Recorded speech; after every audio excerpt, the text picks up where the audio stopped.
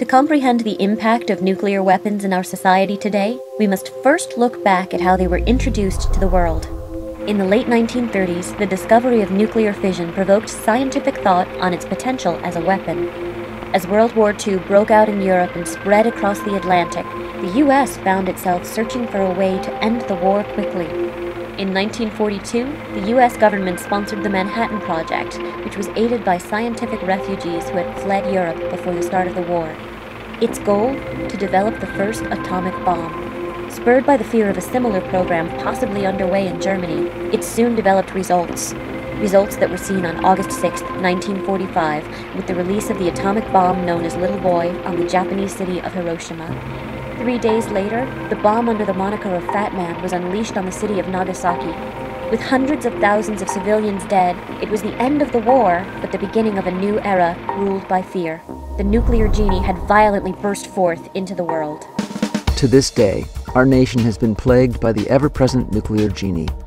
Soon after World War II, the Korean War brought up the question of using such a weapon again for an attack, but the idea was quickly struck down.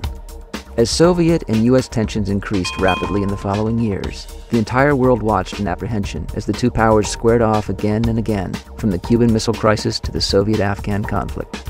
During that time period, everyday life was blanketed by the fear of nuclear attack on a populated city.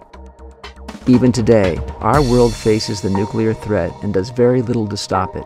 With over 23,000 nuclear weapons in existence, our life as we know sits in silent jeopardy, susceptible to a cataclysmic event that could forever alter the existence of mankind. But now there is hope. By joining nuclear disarmament groups, such as the Nuclear Age Peace Foundation, we can support the movement to provide a safer world by 2020. And by appealing to local and national politicians, we can use our democratically given power to spur the political movement for a more stable worldwide agreement banning nuclear weapons. Even by individually speaking out and spreading the message of nuclear peace through whatever means available, we can help the world realize the immediate danger it faces and prevent the use of nuclear weapons again. Even now, with the new political administration in office, the presidential support for nuclear disarmament faces opposition that must be challenged to result in a safer world.